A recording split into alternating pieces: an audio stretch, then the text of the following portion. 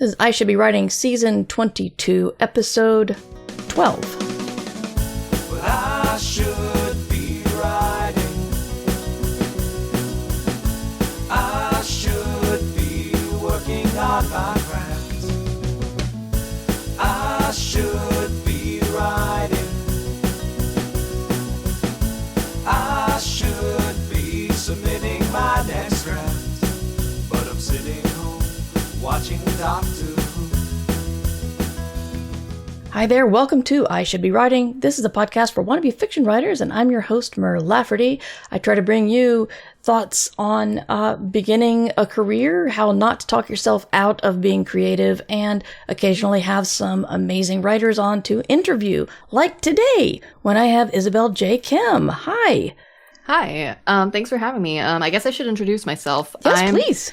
Isabel J. Kim. My novel Sublimation comes out in less than 2 weeks, and other than that, I am a short fiction writer with, I've been writing for about, I want to say like I've been writing quote-unquote professionally for about 5 or 6 years, and I've won the Nebula, Locust, Shirley Jackson, and BSFA Award, and I've been nominated for the Hugos and the Sturgeon Award. Yeah. So, yeah, it's been going pretty well. That's excellent. Before we talk about Sublimation, I just want to talk about your short work, because you are a formidable short fiction writer. You won several of those awards you just mentioned I Can Talk. You won several of those awards you just mentioned for the short story, Why Don't We Kill the Kid in the OMELAS Hole, which is a gut-wrenching, mind-boggling story. So tell people about that, because they need to go read that just because it's awesome. Mm-hmm. Okay, so Why Don't We Just Kill the Kid in the OMELAS Hole is... Okay, so for those of you listening or watching, if you've ever read The Ones Who Walk Away from OMELAS by Ursula K. Le Guin, Why Don't We Just Kill the Kid in the OMELAS Hole is a riff on that story, because there is a long tradition of science fiction authors writing their own response pieces, and I thought very much like, oh, I get to write one response. It's for 4 people in a Discord server. Surely no one else is going to read it. And then basically what happened is it went like science fiction viral pretty much immediately. And in my piece, it's how should I say it? The problem of the child that is powering Utopia is solved by, well, why don't we just kill the kid to like crash Utopia? What are they going to do? Get another kid? And it's crazy, dude. They get another kid. Yeah. If we could go by like the details, how did it go from on your Discord to Clark's World?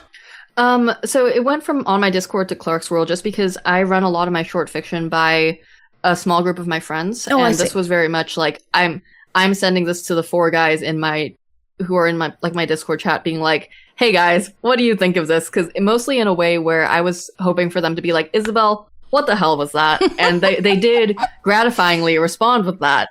And then I sent it to Neil, fully expecting Neil to reject it, because it is written in a very specific internet cadence. Yeah. And it is very much a story. It is, I like to describe it as the funniest story about killing children you'll read all year. It's hard to do that. Mm-hmm. It really is. I'm not even kidding. There are a couple of people who have managed it, but yeah, that's difficult to do. What interests me about it, this one specific thing, there's many things that interest me about that story, but this, I don't mean this to sound rude, I promise, but it's like, I think it came up when Peter Watts wrote The Things, which was the movie The Thing from the point of view of the thing.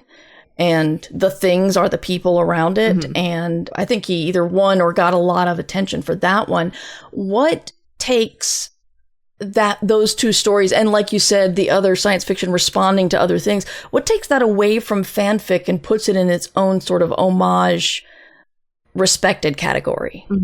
No, yeah, I don't think that's a rude question at all, because okay, so I think in general, science fiction fandom is more forgiving of response stories and has a culture of it just because the fan and professional presence is more entwined than in like other, I think, fields to some degree. And I think what takes it it's 50% like execution, if that makes sense, where if you've written something good enough, people respect it on its own. And it is, quite frankly, in my opinion, like 50% like the venue, where if the market says this is not fan fiction, then generally people will not read it as fan fiction. Yeah. I know authors hate this question, but I gotta ask, where did it come from? Where did you get the idea to start talking about that kid? So I've been thinking about OMELAS response stories just because I had read N.K. Jemison's one like pretty recently to that, and in one of my tabletop role-playing games, we had been in a sort of trolley problem situation in it that involved a lot of different trolley problems, one after another.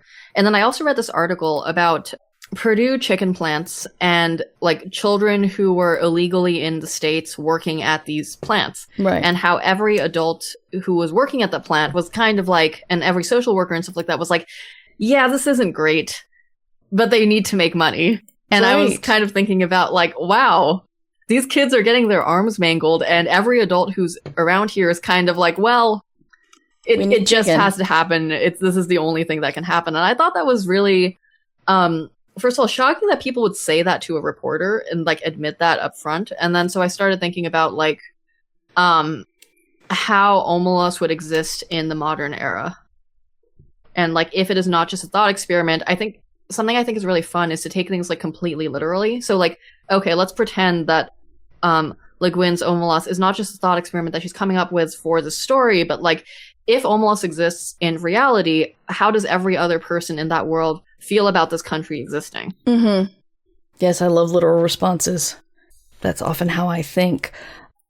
So let's talk about Sublimation, your amazing, just mind-blowing new book. Everyone's very excited about it, and it comes out in 2 weeks, and it is described as severance only for international borders, not work, correct? Yes, it is. So I can do the whole spiel. Do the spiel. Do the spiel. Okay, so Sublimation is set in a universe where if you cross a border with intention to leave, you split into two. One person stays in the home country and the other goes to the new country. If these two people ever meet and physically touch, they reintegrate back into one person with both sets of memories. Our story follows Rose Soyoung Kang, who is going from New York City back to Seoul for her grandfather's funeral. Her other self is waiting, and her other self would love to reintegrate, and Rose very much doesn't want to. So that is basically the first quarter of the book, and I feel like the Severance comp has been doing has been really convincing people to pick this one up, so like I can't be mad about it. But It's funny because it's based on a short story I wrote that was published in like 2021. So I keep being like, I wrote it before Severance came out. I absolutely believe you. It's you know, that I love that. I also know, you know, how long books take to write and then publish. So that's not surprising at all. But like you said, it is a very popular show. So it's a comp that is going to help you marketing wise. The thing that really gets me about this book is intention. Like you said, it's like if you're just going off like on a vacation, you don't split, but it's your intention to leave. Where does that come from? How did you decide on that part, the intention part? Well, I wanted it to be kind of fuzzy. I wanted the like magical mechanism here to hinge on human desire and the fact that people don't always know what they want until it happens to them. Right. Or until they are very close to the thing happening, or they lie to themselves about this is what I want in my life. And so I thought it being hinged, the separation being hinged not just on is the border there, but do you believe in the border? And also, do you believe you're coming back? Created more problems for the characters and made it harder for them in certain times to like make the decision to go or to stay because they didn't know how they felt. But also like creating a universe where this like would have definitely happened every single time would have also like changed the world there more substantially than I'd wanted to write that alternate history. And also I wanted to kind of create that tension between like this, like the splitting happens based on an individual's experience, but a a nation is interested in having strict borders or in having, how should I say it? Like, border control that is reliable and not based on the human heart. Yeah. One thing you do that I've seen in, probably best in Gene Wolfe's book, is you don't explain a lot. You know, you're just basically saying, I'm going to tell an amazing story and you guys have to follow me or not, but I'm not going to hold your hand. And I've always been really, really admiring people who can write like that. Is that something that you feel comes naturally to you, or is that something you do on edit? I would say 50-50, which I think is a boring answer, but also no, but like, because I think sometimes it's hard for me to tell what people know and what they don't know, because everything is in my head and I'm putting it on the page. And then on the edit, I'm trying to go through and figure out, okay, a story is sort of like shining a light in a dark room. I need to tell you exactly what is in that beam of light, but everything that is extraneous does not need to be included. And it's like, but then also at the same time, because I know so much more than the reader, sometimes I get what I err too much on over-explaining or under-explaining, and that's really what the edit is for. But yeah, no, I also like subscribe to, I think probably because I come from like the short fiction field, very much like you need to be so precise about the information that you dole out because you have so little space that that kind of translates to the novels. And then like with Sublimation, it's very much like if you think about the implications of the world, then I could have like, there are like 2 more books I could write in that universe if I wanted to like really explore every aspect of it. But then, okay, keeping it tight and focused on these 2/4 characters' experiences, just to make sure that like the reader is following a story as opposed to an encyclopedia. Right. So you did mention your short story history, and you clearly, you know, dominated the short story. You know, when you write a short story, people really sit up and listen. What you remind me of John Chu, who I went to Viable Paradise with him a long time ago, and there was a point where like he was looking around at all of us, going, "Am I the only one not writing a novel right now?" And we're like, yeah, you are. And then he won Hugo for Best Short Story several years later. So I'm like, well, yeah, he was focusing on the right thing. Also, anybody who's listened to the show and remember the John Chu interviews, John Chu's first novel actually did just come out. So you should check that out. But what made you decide, you know, I'm going for a longer story, I'm going for a larger story? Did you think of Sublimation as a short story and it just got too big? Or did you head that way into novel land fully intentional? Fully intentionally, in that, so Sublimation isn't the first book I've written. The first book I wrote, which I can simply not say anything about right now, is the one that got me my agent, and is the one that I wrote like before Sublimation.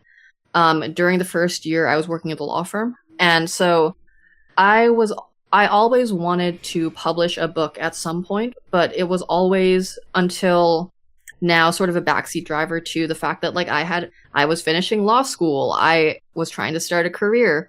And short fiction is just like, you can do it in bite-sized increments in the shorter span of time than you can a novel. But with Sublimation, the short story that turned into it, I got to the end of the short story and I was like, I would actually like to write more in this universe because it's both A, so interesting, and B, the main character is nuts and she is not going to leave her situation as it is. So that's kind of what happened here. Why can't you tell us anything about the first book you wrote that got you your agent? Do you not want to talk about it, or is it sold but not announced, or what? Sold but not announced. Okay. So, well, congrats. And thank you. So that's that is a no. I really shouldn't talk about. No, you don't have to. I was just curious whether it was like a, you know, we best not talk about this terrible thing, or if it's just I can't talk. That was a novel that is very close to my heart, and I'm so excited it's going to be coming out. And it also makes way more sense that it is getting published after Sublimation rather than before, because I wrote that one. Sublimation, I thought a little bit more about the viability of it as a, this is going to sound so cold, but like as a product people are going to consume. as opposed to I am writing a test novel that I am not going to get an agent with, but I'm going to submit it places, and then I got an agent, and so it's a little weird as in Sublimation, and Sublimation's already pretty weird. Yeah, it is. And, I'm all for it. You can sound cold if you're talking about writing a product that people will consume if you actually want that to be your job. So I'm on board with that. Let's see. So, your book has cemented one of my unpopular opinions that second person sucks unless someone really good is wielding it. It's just a hard tool to wield. That's really I agree with you. Because N.K. Jemisin did it and it was just amazing, and now you do it in Sublimation from more than one point of view, but it's second person. And can you talk a little bit about that? I thought it fit.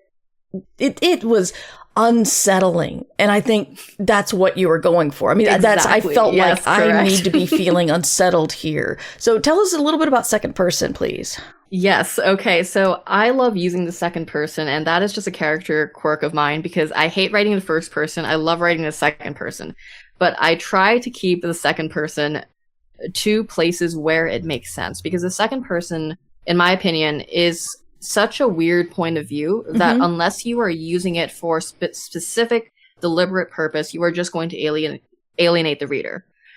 That being said, if your desire is to create a sort of like alienated intimacy and you want to create that strangeness, it works incredibly well. So that's why I used it for a lot of the sections in Sublimation, because in Sublimation, every single time that a instance, quote unquote, like one of the split selves is talking, it's from the second person, as if it is, as if things are very strange, and as if it is a memory that the completed person is like viewing later. Meanwhile, a person who has been reintegrated is from the third person, because I wanted that from the reader's perspective to read much more cleanly. So that was kind of my thought process going into this, and it's one of those things where I was not expecting my editor to be all for me doing the second person for the whole novel. Oh, wow. And yeah, because like, I mean, it is a weird choice, and it's different to write the second person for a 6,000 word short story versus a like 90K, 100K novel. Like, but I think it works here, and I'm glad to hear you say that like you don't usually like it, but it does work. No, I think it's excellent. I think it's something that like Sublimation should be studied as a good use of second person. It's just because it's so difficult to do. And if I have to sit there and think, why am I reading second person? Then I'm already out of the story and kind of irritated already. But it's like with that, the way the self is such a core part of your novel, it just fits really well. So one thing I've been bringing up a little bit more recently to my guests is, one thing we try to do in this podcast is identify the blockades we put in our own path, whether it's imposter syndrome or jealousy or something, and just letting you know that is your creation and you can get past that. So can you tell us anything that has stood in your way along your career path that sort of speaks to just something you had to get over, like imposter syndrome or something like that? Yeah, I think this is actually, so I submitted stories for like, I want to say 2 or 3 years before anything I wrote was like actually published. And part of the reason for that is that I was not like, I wasn't smart about where I was sending submissions, and I was also like self-rejecting beforehand. So the thing that I had to learn was very much that it is better to send everything you write out there, and also to, I don't know how to describe this other than like be less like passive about your submission strategy in general, and be less passive about like asking people for things, because that was my problem. And also the other thing being that like, I think so I started writing pretty early, and that like I like writing and publishing, like I would say like quote unquote like fairly early, but it was also one of those things where later I realized that like I should have been trying to get my stories published like when I was 20, because failing earlier then would have taught me more than failing, like would have taught me more and would have taught me faster. And so like part of it is, I think, just like fail early, fail often, like not to be like a startup bro about it, but also like I think that's advice I wish I had had, and that was something that I had to get over, like, and thinking that an author is not like I'm not an author, somebody else is an author. It's like, no, I'm a writer. I should be trying to like get my stuff out there, and I shouldn't be self-rejecting. Yeah. Yeah, exactly. Yeah, this is why we cheer for people when they get rejections, because working writers get rejections. And so if you're getting rejections, you're doing the job. Yeah. And so like, we're all about good failure around here. What can you tell me about your routine? How is that? How do you approach writing in your day-to-day? Oh, God. So right now my routine is truly all to pieces because it's like 2 weeks until the book comes out. And so I've been doing a lot of promo and not a lot of working on the second novel. But usually I try to do like... Okay, so I'm going to tell you like the vague contours of my routine, and then I'm going to tell you the insane way I got most of the second novel drafted, because I think that'll be funny for people. Okay. The first is that usually my day-to-day routine is that, so right now I'm writing full-time and I quit my job at the law firm, and hopefully the book does well and I don't have to go back. But that means that even though I'm kind of on my own schedule, everyone else in my life is still on sort of the 9 to 5 regular schedule. Yeah. So I try to do most of my writing during like between like 9 a.m. and 5 p.m. And usually what ends up happening is morning ends up being emails, afternoon ends up being some amount of writing, then I take like a dinner break, and then either I go back to writing, or me and my partner end up like playing video games or something. So it is a fairly like regular quote unquote schedule. And when I was working as an attorney, a lot of my writing was happening between the hours of 10 p.m. and midnight, or on vacations, or on like the bus back from like the office, or on like or on the weekends. And I did carve away some of my social time to write, and I would only recommend doing that if you like writing, and if you are forcing yourself to do that, just don't, like, life's too short. Yeah. And the insane way I got the second novel drafted is that I had a schedule, most of the second novel, now I'm working on a revision, was that I was doing a sort of schedule of 2,000 words, 1,000 word, 2,000 words, 1,000 word, and then like 3 days of like 500 words. And the reason that worked for me is because the writing, having 2 very spiky days of high word count, or attempting to get high word count, made the other days feel like a break. Wow. And I didn't keep that up for very long, but it did get me the first, draft of it completed. So if you're like me, that might work. If you're not, I would not recommend it. And I would not recommend that unless you are writing full time. Wow, I've never heard anybody describe it that way. That's interesting. So do you find you prefer plotting or editing? Plotting, because editing, I don't know. I like editing short stuff. I don't like editing long things, because editing long things truly feels like a slog, because it feels like you're never finishing it. Yeah. But editing short stuff feels like you can get the whole thing edited in a couple of hours, and it feels like you've accomplished something. We have people in chat, Space Valkyries, taking notes for intense drafting ideas. Feels like it might work if the brain cells align for me. Yeah. Yeah, I feel like you're kind of fooling yourself, and just I'll give you a little bit of a day off while still writing 500 words kind of thing. That's basically what it is. Like, making the other days feel worse makes the rest of the days feel better. And it's also like, it's one of those things where it's like, it's an unrealistic amount of words. So if you don't meet it, you don't feel bad. Yeah. Yeah. So tell me a little bit about, I mean, I am a huge nerd, so I'm excited to hear about your video games, but tell me also like what you're reading, what you're consuming right now.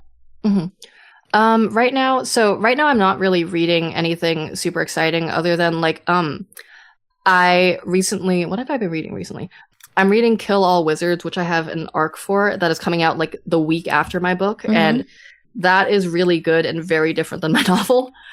And I'm also, me and my partner have been watching like Dropout, and watching like the new episode of Game Changer, which was incredible. Oh, is it out? Wow. Cool. Yeah. Okay. Oh, yeah. You should go watch the new episode of Game Changer. it's a very powerful episode. Let me just put it that way. Okay. Awesome. And I've been playing, God, like truly like the apex of like nerd games right now, but like Slay the Spire 2, the alpha. And I've been playing a lot of that. And part of that is that like when I'm trying to like hardcore edit or draft anything, I'm pretty bad at actually reading anything else because then I'm always paranoid about what I'm reading influencing what I'm writing. So like, and I don't want to sound like other people, even though it's not necessarily a bad thing. It's just kind of like I don't want to steal somebody else's plot point by accident. Sure. But like, you know, I've been playing a lot of Slay the Spire, which is a real peak like specific nerd experience. Yeah.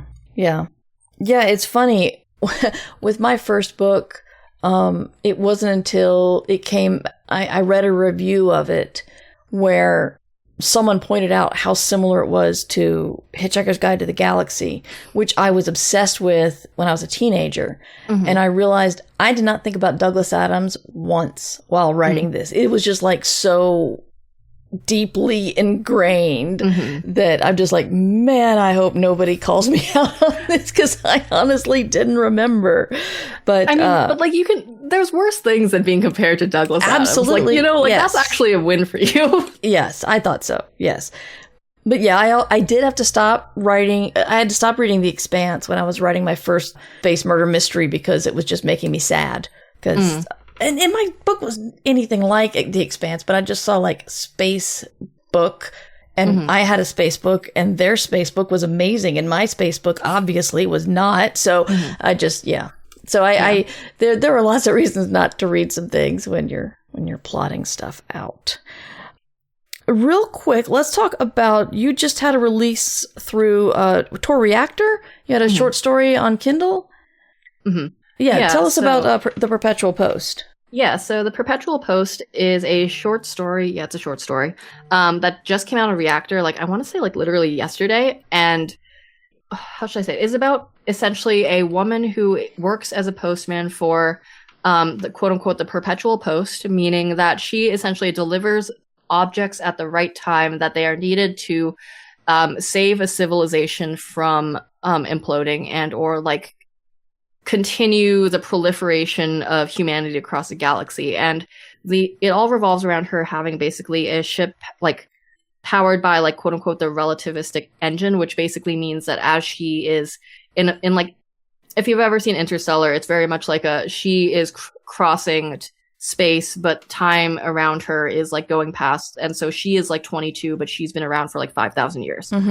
And it is about her relationship with the AI that runs the Perpetual Post and what the AI did to her home planet. All right. So you can find that on Amazon, I believe, right now.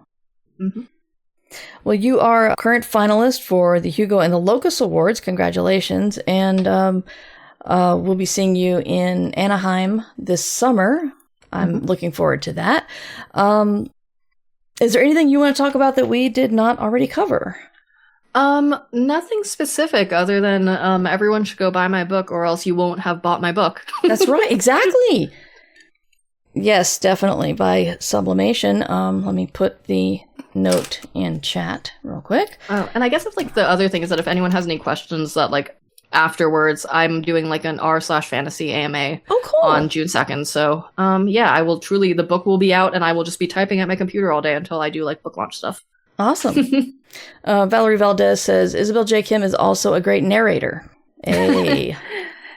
Yeah, I will occasionally do a narration for like the Escape Pod and stuff like that. And that is, it is a nice break from writing. Oh, good. We definitely appreciate that. So, let's see. Do you have any further advice for newbies?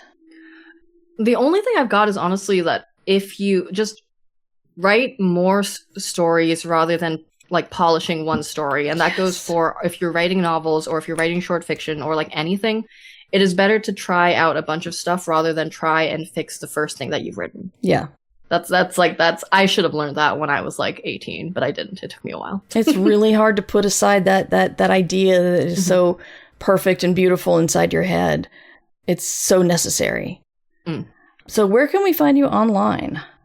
I am at isabel.kim for my website, and I am isabel.kim on Blue Sky, and I am at Isabel J. Kim on Instagram, and Those are basically the places I am most active. I have a podcast, Wow If True, with my co-host Amanda Silberling, who's a TechCrunch reporter, and you can find that wherever podcasts are found. And it is not about writing at all, except for the next episode.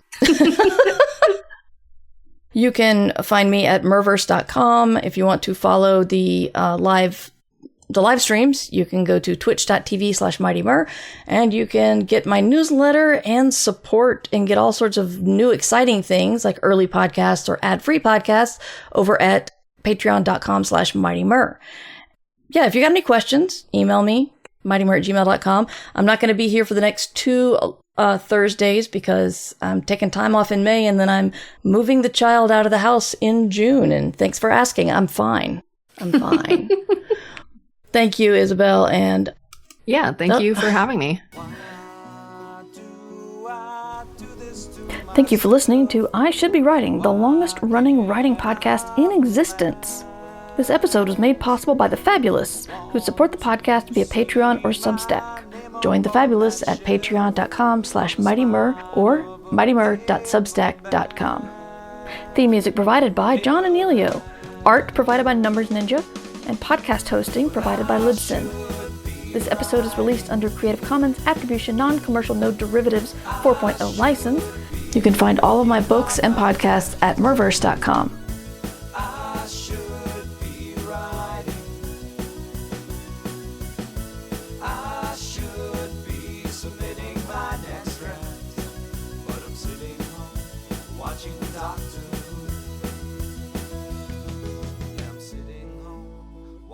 Doctor